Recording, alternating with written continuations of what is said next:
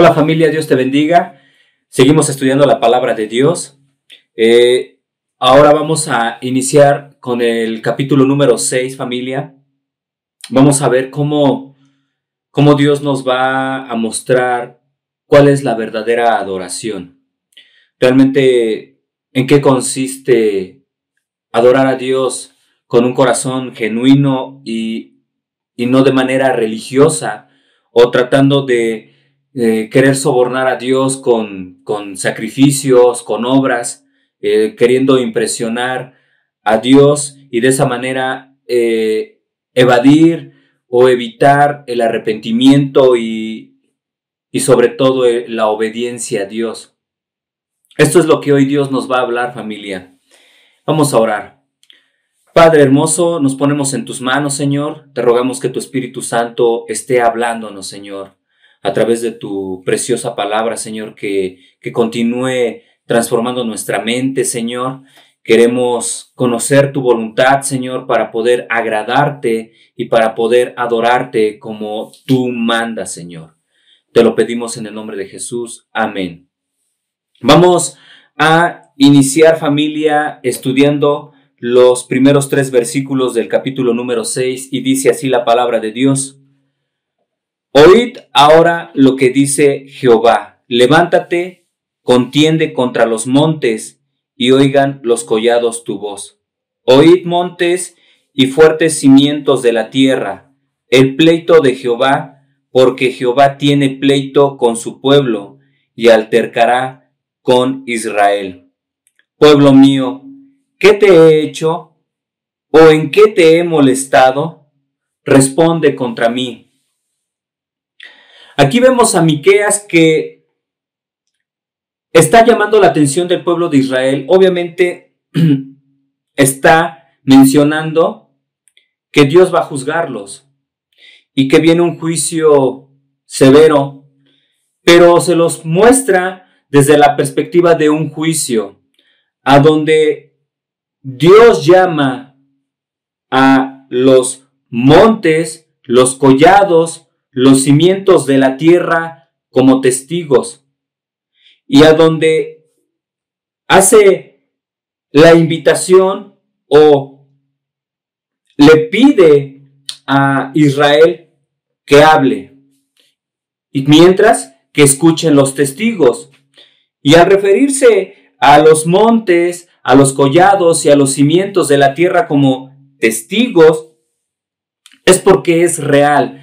Y aparte de que los profetas tenían esta manera de expresar el juicio de Dios hacia sus vidas, hablando de la nación de Israel, realmente aquí Dios sí está llamando como testigos a los montes, los collados y a los cimientos de la tierra, porque ellos fueron testigos, válgase la redundancia, de cuando Dios le dio la ley a Moisés, de cuando hizo ese pacto Dios en el monte del Sinaí, de cómo Dios hacía ese compromiso de amor donde Él se entregaba como su único Dios, su Señor, como un esposo a su esposa, pero también de esa misma manera Él les decía que si ellos estaban de acuerdo, y la nación de Israel estuvo de acuerdo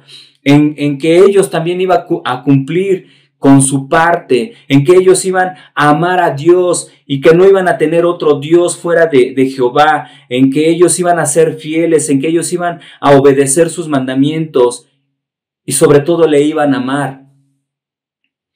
Entonces, ellos fueron testigos de este compromiso. Pero también los montes han sido testigos de su deslealtad, de su traición, de haberles dado la espalda a Dios. Porque en constantes ocasiones o en repetidas ocasiones se menciona, y no solamente en Miqueas, sino en todos los libros de los profetas, cómo la nación de Israel, tanto el reino del norte como el reino del sur, hacían altares, erigían estatuas, esculturas donde ellos las adoraban. ¿Y en dónde las establecían? En los lugares altos, en los montes, donde también ellos buscaban estos árboles frondosos y bajo su sombra también hacían estos rituales, estos cultos, donde no solamente adoraban a ídolos falsos, sino aún hacían obras repugnantes de inmoralidad sexual y consultaban a agoreros, hechiceros, todo aquello que para Dios era abominable y que de antemano Él ya les había prohibido. Entonces Dios llama a estos testigos a la creación, a su creación, a la naturaleza. Y aquí obviamente está mencionando a los montes, los collados y a los cimientos de la tierra. Pero, por ejemplo, en Isaías, Dios a través de él llama como testigos a los cielos y a la tierra, o a la tierra y al cielo. Y así podemos ver también en otros versículos, en otros profetas, cómo ellos hablan y llaman como testigos a la creación de Dios. Entonces Dios llama a estos, dice: oíd montes y fuertes cimientos de la tierra el pleito de Jehová, porque Jehová tiene pleito con su pueblo y altercará con Israel.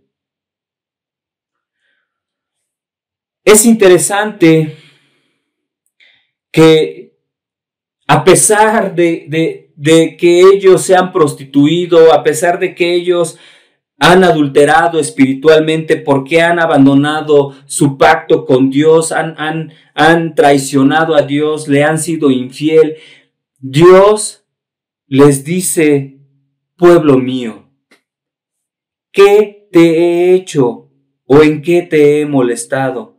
Responde contra mí. Es como si en el juicio, al estar frente al juez con los testigos y la esposa ahí como acusada, que es la culpable, y el esposo diciéndole: esposa mía, mi amor, esposa, ¿en qué te fallé? ¿Por qué me hiciste esto? ¿Acaso te falté? ¿Acaso te ofendí? ¿Acaso no te fui fiel? ¿Acaso no te proveí? ¿Acaso no te traté bien? ¿Acaso no te amé? Dios siempre va a estar usando esta alegoría, o más bien esta ilustración de su pueblo y él como una relación matrimonial, porque él siempre se ha mencionado, se ha mostrado como su esposo. Aún nosotros como iglesia, familia, sabemos que de antemano somos la novia de Cristo.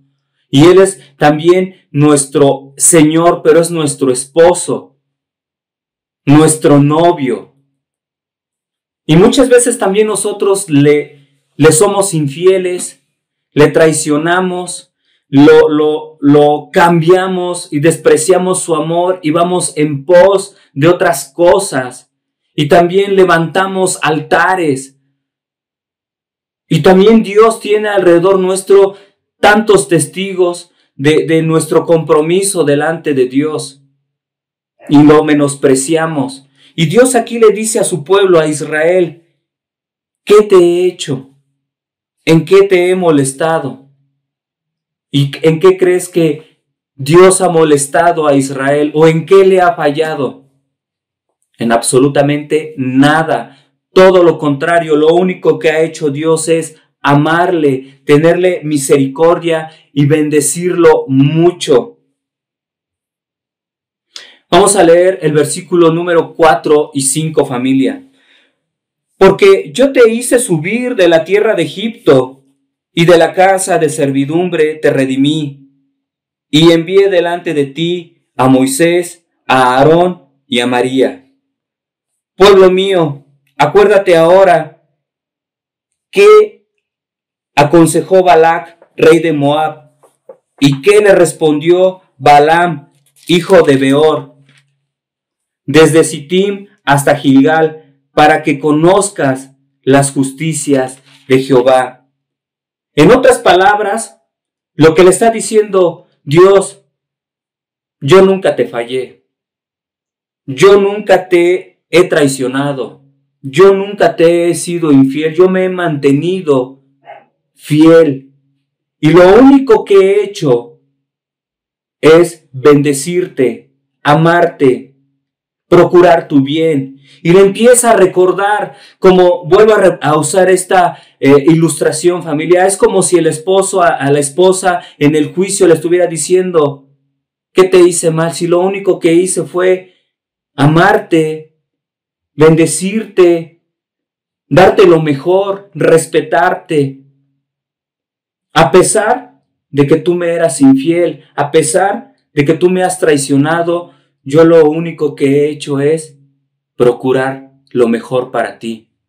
Acuérdate de cuando hice esto por ti, acuérdate de cuando hice esto otro por ti. Es lo que Dios le está diciendo, y Dios le está diciendo: te saqué de Egipto, te redimí, estabas como esclavo, te liberé. ¿Qué es lo que Jesucristo ha hecho por nosotros, familia? ¿Acaso no también nos liberó? ¿No nos ha redimido? ¿No el precio por nuestra libertad ha sido su sangre? ¿No ha pagado un precio tan alto Dios por nosotros? ¿No nos ha mostrado su amor incondicional al dar su vida por nosotros? Dios no se merece que nosotros ni siquiera consideremos el darle la espalda, el fallarle, sino todo lo contrario. Lo que Dios se merece es que correspondamos a su amor, que busquemos la manera de agradarle y de amarle cada día más.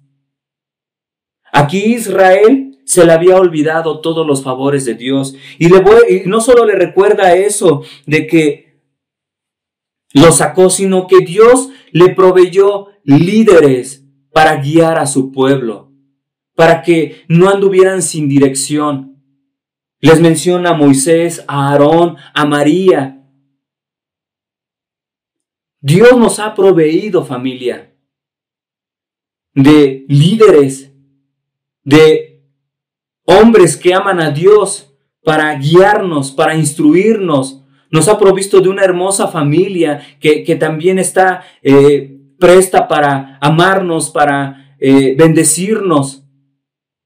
Dios es bueno, podemos ver su amor en todo eso, podemos ver el amor en nuestras vidas, en el hecho de que le conocemos, de que nos ha liberado del pecado, de que nos ha dado vida eterna, de que nos ha dado a su Espíritu Santo, de que Él está con nosotros, familia. No nos encontramos solos en este mundo. Estamos del lado del que ha vencido al mundo.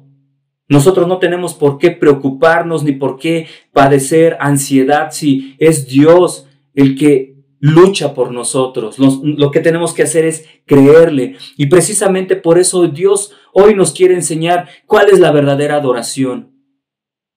Lo que Dios espera es que le amemos con todo nuestro corazón. Y le recuerda también del consejo de Balac, rey de Moab. Este rey de los moabitas, al ver que se estaban aproximando la nación de Israel, y al escuchar la fama, no de ellos, sino la fama del Dios que tenía Israel, tuvo temor. Y él sabía que iba a suceder lo mismo con él, como había sucedido con las otras naciones que ellos ya habían invadido o tomado. Entonces, lo que hace este Balac es buscar a Balaam.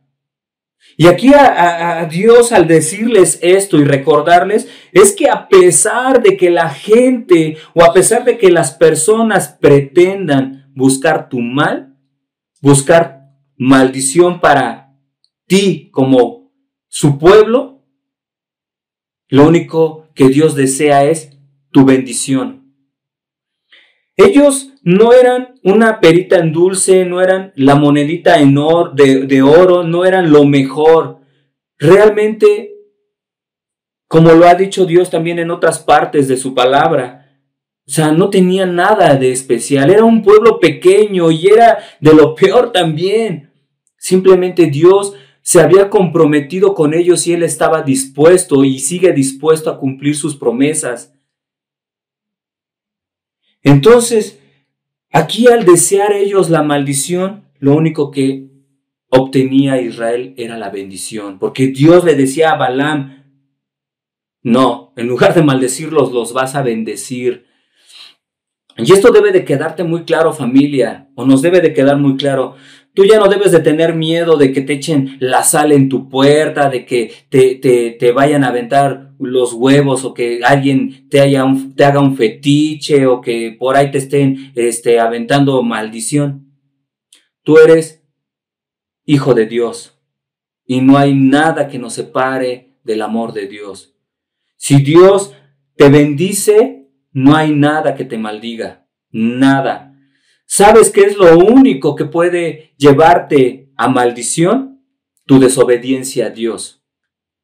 Al darse cuenta Balac, o más bien Balaam, de que no podía hacer otra cosa más que maldecirlos, bendecirlos, lo que hace es decirle a este rey, manda a tus jovencitas, a tus sirvientas, y únete a ellos, únete al pueblo de Israel, porque de esta manera ellos van a serles infieles a Dios. Entonces, a veces no es que Dios te esté castigando, familia. A veces no es que estés salado, que te están echando la maldición, o que te esté por ahí haciendo brujería. No, familia. Lo que muchas veces puedes estar experimentando son las consecuencias por tu desobediencia a Dios, como lo hizo la nación de Israel. Porque aunque Dios desea bendecir a su pueblo, si ellos deciden hacer lo opuesto a la voluntad de Dios, van a experimentar las consecuencias. Ellos se metieron con personas que Dios les había prohibido que tuvieran relación, que Dios les había dicho que ellos tenían prohibido juntarse con las demás naciones, adoptar sus costumbres, adoptar sus cultos, y sobre todo casarse con las hijas de los otros pueblos. ¿Y qué hicieron? Ellos fornicaron, se metieron con las hijas de los otros pueblos, en este caso de Balac, de los moabitas. ¿Y qué pasó? En esa ocasión murieron miles por su desobediencia. No fue por la voluntad de Dios, fue porque ellos quisieron hacer lo que desagrada a Dios. Y entonces, esto Dios se los dice para que se den cuenta que si ellos van a experimentar un castigo peor, no es porque Dios desee y no es porque Dios les esté, nada más porque se le haya ocurrido a Dios maldecirlos, sino es porque ellos están experimentando las consecuencias de su desobediencia. Vamos a leer los versículos del 6 al 8. Dice así la palabra de Dios. ¿Con qué me presentaré ante Jehová y adoraré al Dios Altísimo? ¿Me presentaré ante Él con holocaustos, con becerros de un año? ¿Se agradará Jehová de millares de carneros o de 10,000 arroyos de aceite? ¿Daré mi primogénito por mi rebelión, el fruto de mis entrañas por el pecado de mi alma? Oh hombre, Él te ha declarado lo que es bueno. ¿Y qué pide Jehová de ti? Solamente hacer justicia y amar misericordia y humillarte ante tu Dios. Ellos, al escuchar la posición, el argumento de Dios por medio de Miqueas, en lugar de moverse a arrepentimiento, hasta se hacen los dignos por lo que aquí muestra esta porción de la Biblia. Porque aquí en respuesta del pueblo de Dios a Dios es, ¿con qué me presentaré entonces ante Jehová? Y adoraré a Dios Altísimo. O sea, ¿con qué lo puedo tener contento si yo siempre ofrezco mi sacrificio? Sí, ofrezco a Baal, a Acera, a Moloc, pero también te ofrezco a ti, Dios, porque eso lo sé bien, eso lo he aprendido y cumplo con mis rituales. O sea, no te he dejado sin ofrecerte sacrificio. Ah, ¿no es suficiente? Entonces, ¿qué quieres? ¿Que me presente ante ti con holocaustos, con becerros de un año? O sea, con lo mejor, de lo mejor. Ah, no, no es suficiente. Entonces, ¿te agradará Dios de millares de carneros? O sea, no solamente quieres poquito, quieres millares. O de 10,000 arroyos de aceite. Ah, eso no es suficiente, Dios. Entonces, pues te daré mi primogénito por mi rebelión. Con eso, pues yo ya pago por mi pecado. Voy a sacrificarme y te ofrezco al fruto de mis entrañas, a mi descendencia, a mis hijos. Podemos ver cómo el pueblo de Dios, a pesar de tener un corazón tan duro, de estarle fallando a Dios, y todavía Dios les dice, pueblo mío, ellos tienen una actitud de ofendidos, pues, entonces, ¿con qué te vamos a complacer, Señor? ¿Quieres más? Si mira, no somos bien religiosos, no faltamos a la iglesia, estamos dando nuestro diezmo. Sí, o sea, en mi negocio hago tranza, sí, le doy mochada aquí a las personas que sean necesarias, pues para que me hagan paro, para que mis hijos entren a la universidad, o para que me consigan un mejor puesto en mi trabajo, o para que, no sé, de repente, pues hasta por ahí que me echen las cartas, para que también, pues vea yo cómo me va a ir en mi futuro. O sea, todo el mundo lo hace, Señor. Pero pues bueno, creo que lo que tú quieres es que, pues no sé, te voy a dar mis primicias también, Señor.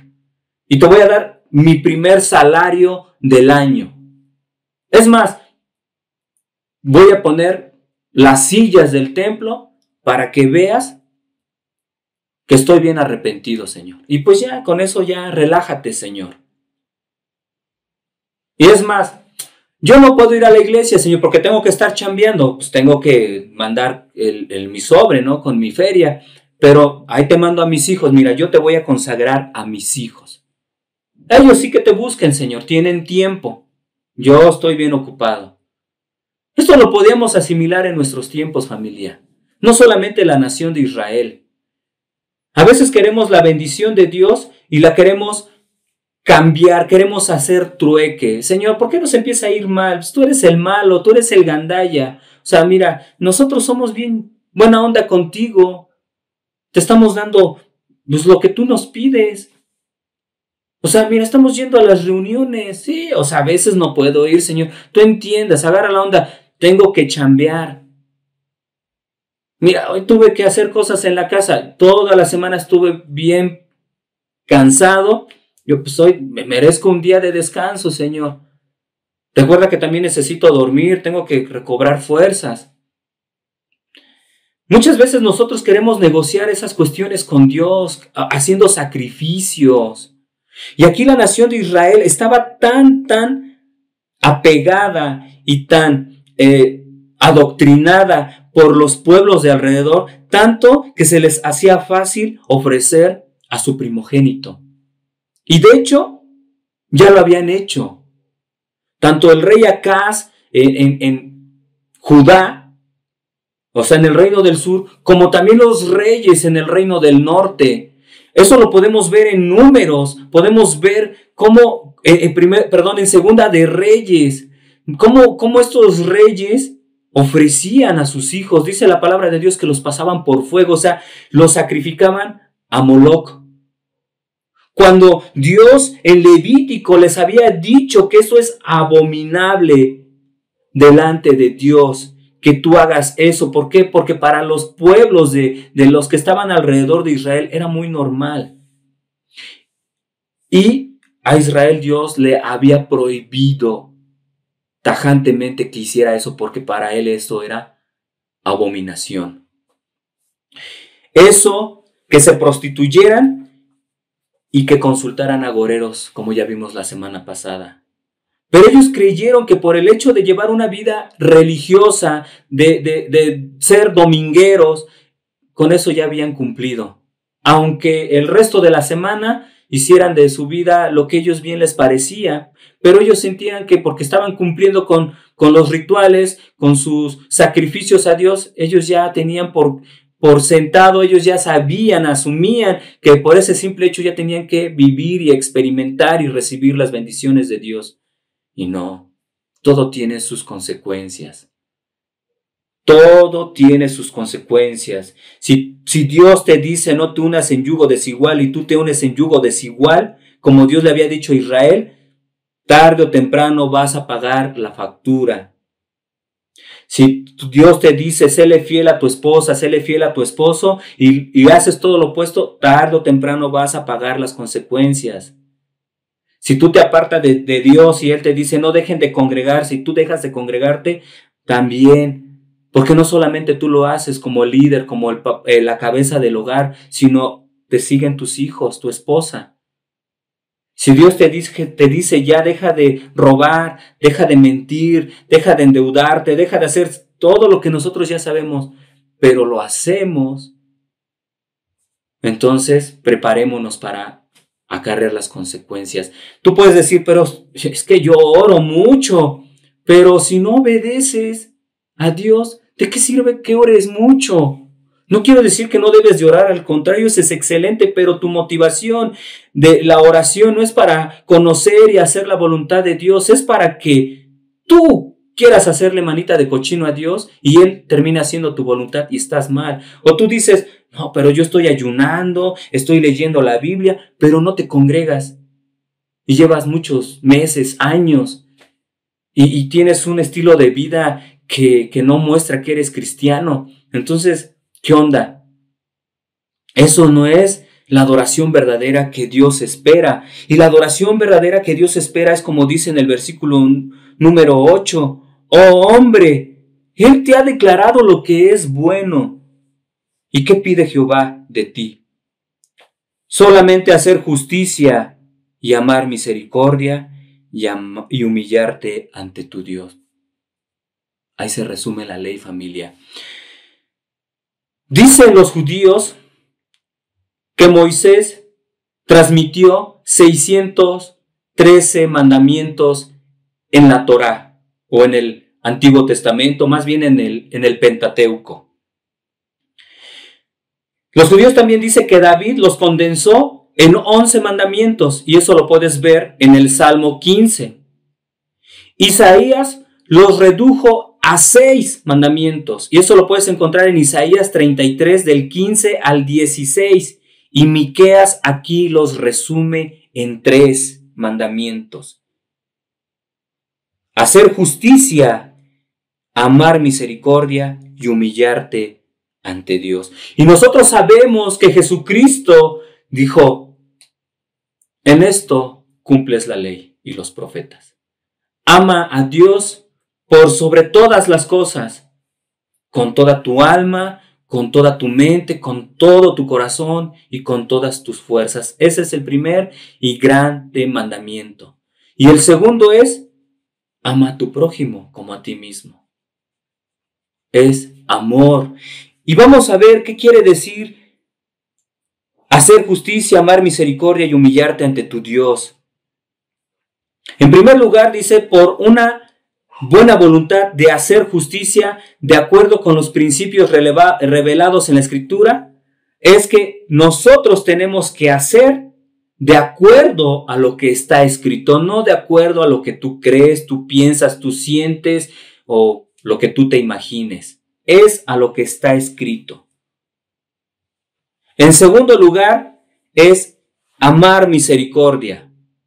No meramente tenerla. Claro, debemos de tener misericordia, pero aquí Dios, a través de Miqueas, va un poquito más adelante y dice amarla.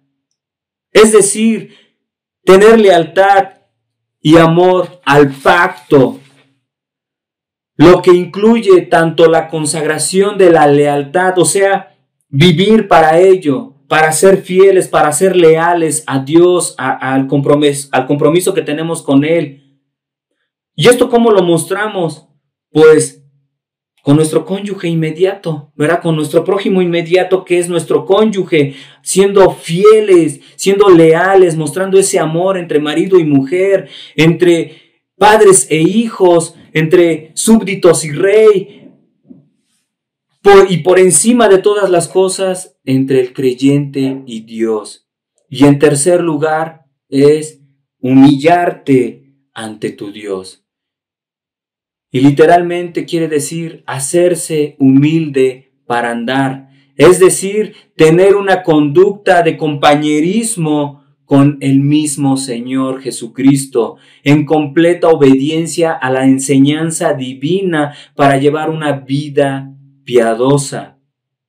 En reconocimiento de nuestras limitaciones personales y estar exento de todo orgullo. Es decir, voy a hacer lo que Dios me pide, lo que Dios me manda, lo que Dios desea, porque sé que es lo mejor para mí. Yo tengo otra idea, a mí me gustaría hacer esto, pero estoy consciente de que yo soy torpe, de que yo no tengo la mente, o más bien yo no lo conozco todo y Dios sí lo conoce todo. Entonces, reconocer nuestras limitaciones, reconocer que nosotros no podemos solo y que pues si hacemos nuestra voluntad la vamos a regar. Tenemos que ser humildes delante de nuestro Dios. Tenemos que estar consagrados a Dios. Tenemos que amar la misericordia y hacer la justicia. Hacer justicia es hacer todo aquello que sabemos que es bueno y que es agradable a Dios. No sacrificios, no religiosidad, familia. Esta es la manera correcta de adorar a Dios. Amén. Vamos a orar. Gracias, Dios, por tu palabra. Gracias, Padre, por recordarnos que no tenemos que ser religiosos, Señor. Y que todo lo que hagamos, Señor, las buenas obras que aún nosotros hagamos acorde a tu voluntad, no es por hacer un trueque a cambio de tus bendiciones, Señor, sino es porque te amamos y queremos corresponder a ese amor y porque queremos bendecir a las personas que están a nuestro alrededor, Padre. Te lo pedimos en el nombre de Jesús. Amén. Que Dios te bendiga, familia.